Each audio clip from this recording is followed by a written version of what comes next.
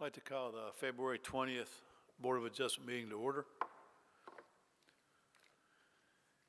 Hearings before the Board of Adjustment are quasi-judicial in nature. Decisions of the board are based on the record of these proceedings. To grant a variance requires a concurrent vote of 4/5 of the members of the board. To reverse or modify the determination of an administrative official requires a simple majority.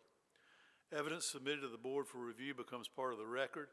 Appeals to board decisions are to Superior Court and are based on the record. Appeals must be filed within 30 days of the date of the filing of the board's order in the Planning Division. A hearing before the board is conducted in accordance with its rules of procedure. Those who want to testify in a case are sworn as witnesses. The chairperson recognizes those who want to testify or their attorneys for presentation of evidence during the hearing. To ensure that all testimony is properly recorded, please come forward to address the board, state your name and address, and speak clearly. I want to swear in anyone that's going to speak. All right, I'll ask that staff, applicants, and members of the public who wish to speak today will stand and raise your right hand. Do you swear that the testimony you're about to give is the truth, the whole truth, and nothing but the truth? Thank you. Thank you. First order of business today is approval of the minutes from January 16. Do we have a motion? I'll make a motion. Do we have a second? I can second. All in favor? Aye. Aye. First order of business is 809 North Kerr Avenue. And the applicant is requested to withdraw this item. We have a motion for the withdrawal. So moved. Second? All in favor? Aye. Second order of business before the board this morning is 208 Tennessee Avenue, variance to City Code, Chapter 18, Section 18-28, side and rear setback requirements for a lot located within the R7 zoning district.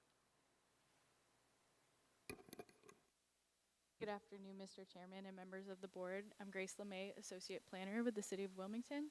Today we're discussing 208 Tennessee Avenue. The subject property at 208 Tennessee Ave is zoned R7 and is currently vacant.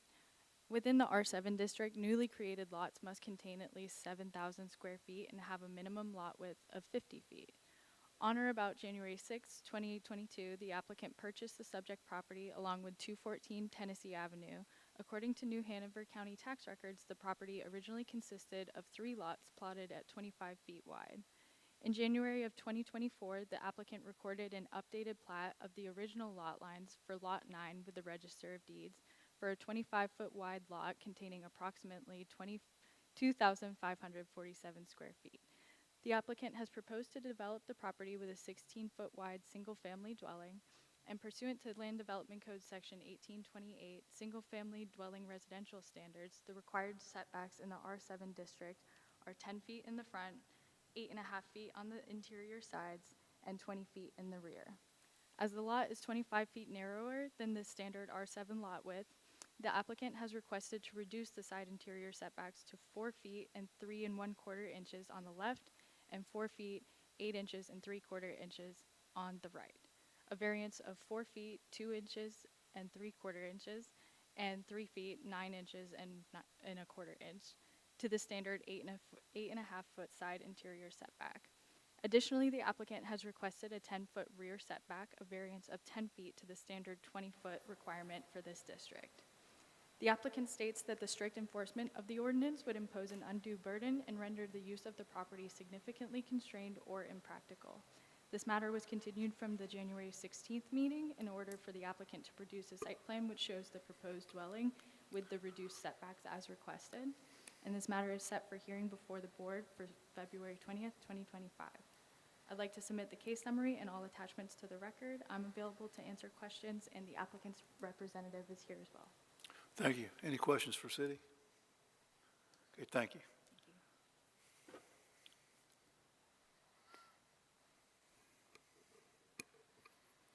Good afternoon. My name's Cindy Wolf. I'm here on behalf of Sean Vincent, the owner of the property. And I guess first off, he appreciates this board's consideration last month to continue this. His previous representative, I don't think, was quite aware of the process that's necessary to go through for a variance, and I believe that we can remedy that today. As Grace pointed out, this is 208 Tennessee Avenue.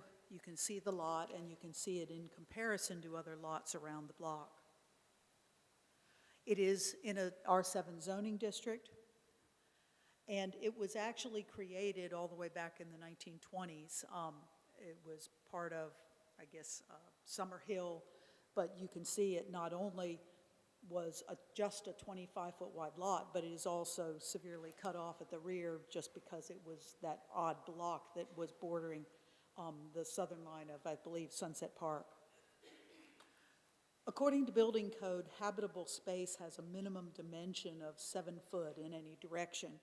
And so you can see that as a lot area of only 2,371 square feet, the 25-foot lot width, applying the 8.5-foot interior side setbacks only leaves a maximum building envelope width of 8 feet, and that's outer wall to outer wall, so by the time you get in, it's severely inhibiting that 7-foot building code requirement to make it habitable. So, I guess, contrary to the numbers that Grace gave, since the time that we've come forward with an exhibit and that the board had asked for, and just the consideration of what these variances would reasonably be, basically what we're now asking for is the R3 setbacks, and that's based on the fact that obviously this lot is less than the, not even close to the R5 lot size. And I believe that the justification then is that we wouldn't be getting setbacks that any other similarly sized lot in the city would be getting. So what we've got here is the exhibit that does show the 2 parking spaces that are required for any residence. That was one of the items brought up at the last meeting. It does show a 5-foot variance in the back of an R7 20-foot setback as 15-foot, and then 3.5-foot variances for 5-foot setbacks, which are typical of the R3 district, and also any other projects in the city that were developed as performance residential. That 5-foot setback is typical for those types of developments too. Certainly between the well-published housing needs of the city and the Create Wilmington policies for facilitating infill, we think that this request is certainly reasonable in the public interest. And as far as the findings, we do believe that an unnecessary hardship is resulting from that strict application of the setbacks because of the narrowness of the lot itself, that the hardship doesn't resist, that it does resist to the peculiarity and the size of the property, that the hardship was not due to his issues. The lot is the lot. It was recorded back in the 20s at 25-foot wide and that not very deep. And that the requested variance would be consistent with the spirit, purpose, and intent of the ordinance. Certainly allowing the reduction in the setbacks will allow a viable home to be built. The requested R3 setbacks can be justified by what would be applied to any other lot that was that size, and that there is no impact to the public's health, safety, and welfare. I'd be happy to answer your questions. One question I've got is the staff presentation said we're looking for a variance of 4 feet 2 3/4 inches and 3 feet 9 1/4 inches. And are you looking for a 5-foot variance or the? No, these are the variances we're asking for because we feel that those are comparable to the R3. The other variances that were originally requested, there just wasn't a lot of justification for. Okay. A 15-foot wide house is viable to build, as you can see on the exhibit. So the basic outcome is 5-foot side setbacks, a 15-foot rear setback, and the 10-foot front setback isn't in question. Okay. Any other questions? Thank you. Thank you.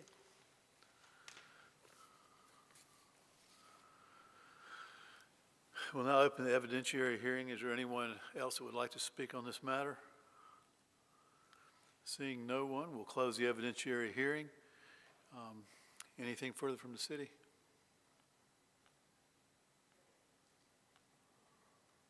from the city. Okay, thank you. We'll open for board discussion.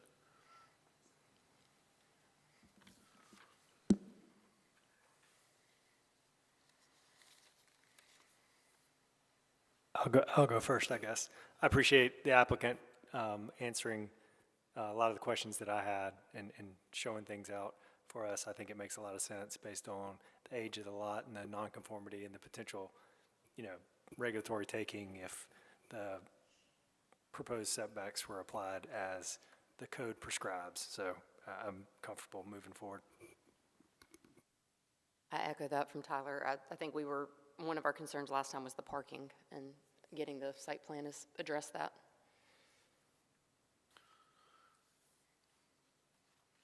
Do we have a motion?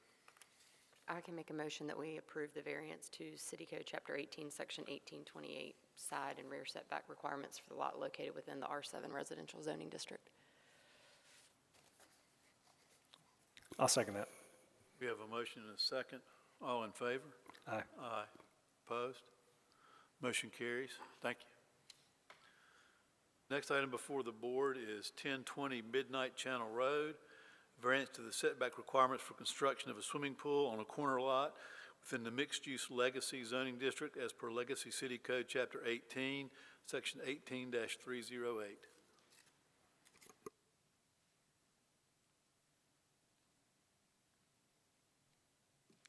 Good afternoon, Mr. Chairman, members of the board. Grace, Associate Planner with the City of Wilmington. For this item, we're looking at 1020 Midnight Channel Road. The subject property is approximately 10,454 square feet and zoned MX, which is mixed use, which is one of our legacy districts. The property is a corner lot within the Autumn Hall subdivision and is currently developed with a single-family dwelling. The applicants have proposed to construct an in-ground swimming pool located in the backyard of the property adjacent to the rear entry, driveway, and garage. The city's Legacy Land Development Code Section 18308 states that on a corner lot, a swimming pool shall not extend beyond the side facade of the principal structure on the street side of the structure. Section 18308, I just read that, I'm sorry. According to the building permit approval, the side facade of the principal structure was permitted approximately 21.84 feet from the side property line along the side street. The applicant has proposed to construct a swimming pool with a surrounding deck which extends beyond this facade of the house. The applicant has requested a variance to construct a pool approximately 14.36 feet from the side street property line, a variance of 7.48 feet. The applicant states that due to the property being a corner lot and the configuration of the driveway access in the rear, they face a significant challenge to locate the pool in a way that complies with the setback requirements in Section 18308. This matter is set for hearing before the Board of Adjustment on February 20th, 2025. I'd like to submit the case summary and all attachments into the record. I'm available for questions, and I believe the applicant's representative is here as well. Thank you. Any questions for City? Thank you. The applicant could come forward. Thanks.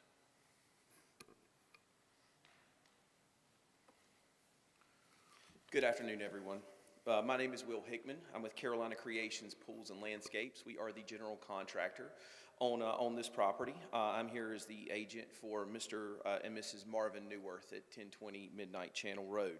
I will just share the information that I submitted with the variance request in addition to the findings of fact that we put together on everything. Mr. and Mrs. Newworth are formally requesting a variance for the installation of a fiberglass swimming pool located at their home at 1020 Midnight Channel Road. The swimming pool and concrete pool deck are located in the backyard of the property. They're in Autumn Hall, which is MX zoning. They are at the very back of the neighborhood.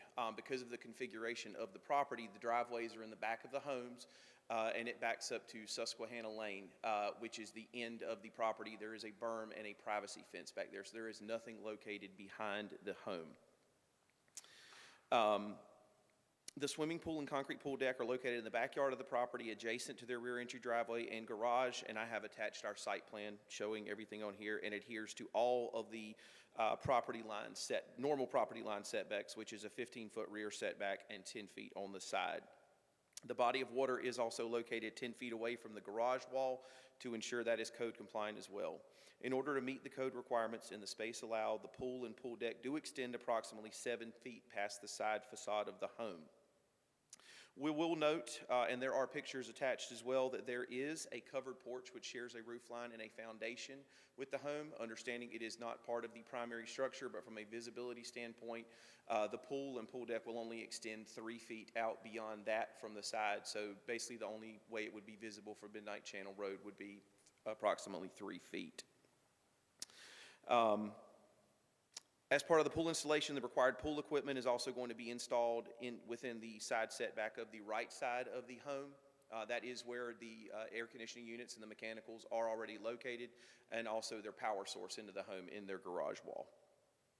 Mr. and Mrs. Newworth's home is located on a corner lot, and their backyard backs up to Susquehanna, which is the end of the Autumn Hall neighborhood.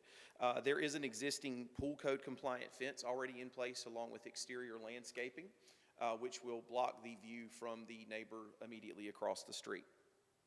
In regards to the findings of facts, Mr. and Mrs. Newworth are elderly clients, and they are installing a pool for health and therapeutic benefits. Because of Mr. Newworth's back issues, he is not able at many times to use the community pool, which they have in Autumn Hall. Number two, the nature of the home layout on the corner lot only allowed for the driveway to be installed in the back of the property. There is no room in the side or the front of the property for the driveway to be done. That is consistent with all of the homes built in that section of the neighborhood, and that greatly limits the amount of space in the backyard for a swimming pool installation. All of the homes on Midnight Channel Road have rear-facing garages and driveways that back up to Susquehanna Lane, and the Newworth's original home, when it was built in compliance with other existing structures and with what the HOA allows. So there is no way they could have modified their home build in any other way. Last part, we are fully aware that the requested accessory structure would extend past the facade of the home, but are respectfully requesting that all external factors listed in this request be considered, such as the location of the lot, the foundational screen porch, which is already in place, the additional screening from the front of the home, and all property setbacks and building codes are being adhered to. Thank you. Any questions for the applicant?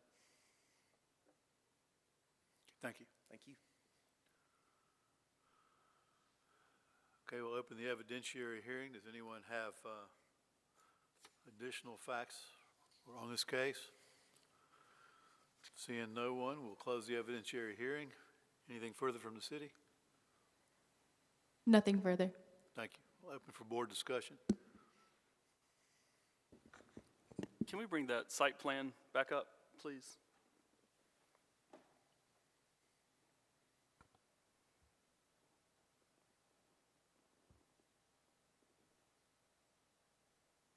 You want the site plan with the pool shown? Yeah. Thank you.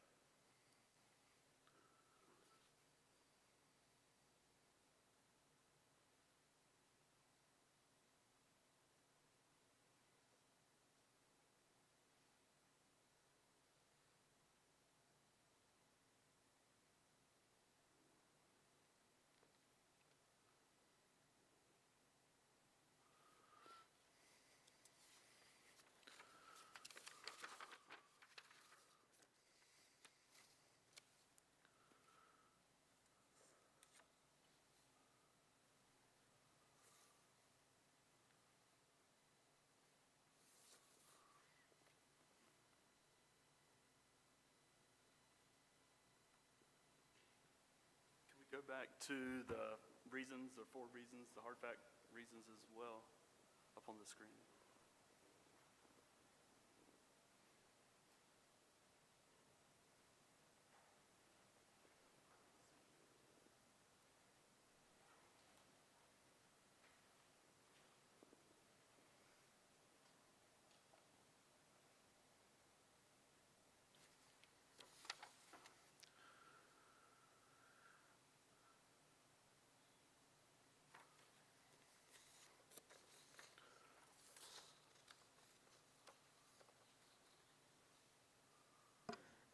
So if I understand correctly, there's already a fence up around the backyard of the property, so I don't think that the 3 feet extending from the facade of the building is going to affect anybody. I went by the property, and the fence is there, the landscaping's there. It's mature landscaping. you know, and I do not have an issue really taking the porch foundation into consideration too. But I believe the proposed deck extends an additional 3 feet beyond the foundation of the porch. So, yeah.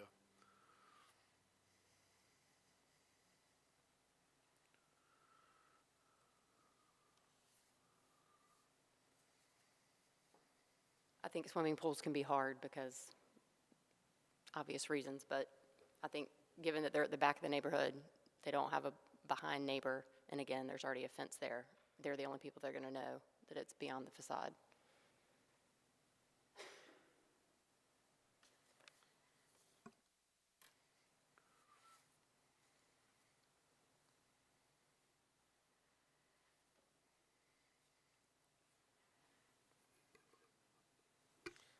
I see no issue for this to meet the 4 findings of fact, and would like to make a motion to approve as requested. We have a motion to approve the variance at 1020 Midnight Channel Road as requested. Do we have a second? I'll second. A motion and a second. All in favor? Aye. Opposed? Motion passes. Thank you. The next item before the Board of Adjustment today is 343 Airlie Road, variance to the required front yard setback in a mixed-use legacy conditional district to allow a new single-family dwelling structure to remain as permitted. Good afternoon. This matter is 343 Airlie Road. It's within the Urban Mixed-Use Conditional District, and they're requesting a variance to the front yard setback for a house that has already been constructed. The lot consists of approximately 6,555 square feet. It was rezoned effective March 7th, 2017. One of the conditions of that rezoning was that it have an additional setback in addition to what would normally be required in that zoning district for just the lots that fronted Airlie Road, which the subject property does. And that condition, number 19, imposed a 30-foot front yard setback to be measured from the nearest projection of the porch rather than heated square footage as is typical. The requirement's part of the approved subdivision plan for the development, and it's referenced in the property owner's deed, which was recorded with the New Hanover County Register of Deeds. Those are attachments within your case summary. The plans that were submitted by the applicant, well, this is going through the what's recorded with the deeds and referenced in the paperwork. But the site plan that was submitted by the applicant does not show that 30-foot setback. They proposed a setback of 21 feet, 8 inches. On or about January 17th, 2024, the applicant got approval for the plans as you see in front of you. And whenever city zoning inspected the property, January 15th of 2025, they determined that it didn't meet the required 30-foot front yard setback, and so it did not pass inspection. The applicant submitted an application for a variance to the front yard setback on January 16th, 2025, and that is before you for consideration this evening or this afternoon. I'm happy to answer any questions that you may have of staff, but I'd like to enter the case summary and all of the attachments into the record. Thank you. Any questions for staff? Okay, thank you. The applicant would like to come forward. Thank you.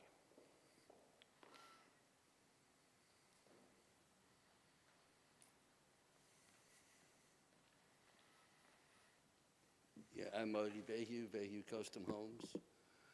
We applied for this permit in good faith with that site plan. Could you state your address for the record too, please? I'm sorry, what?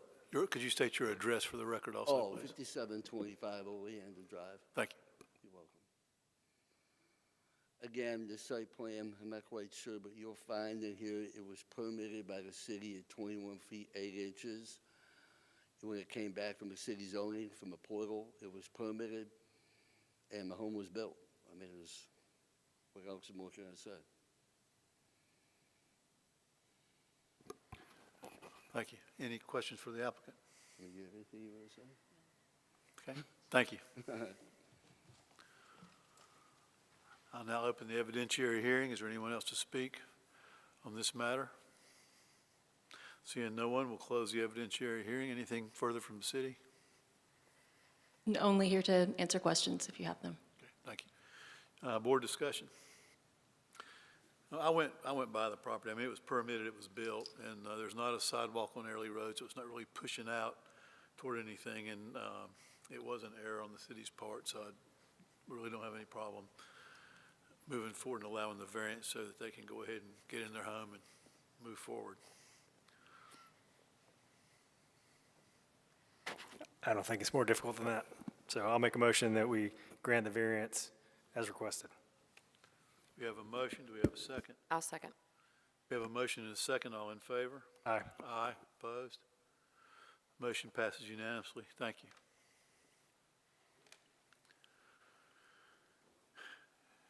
Is there any further business before the Board of Adjustment today? Seeing no other business, we stand adjourned.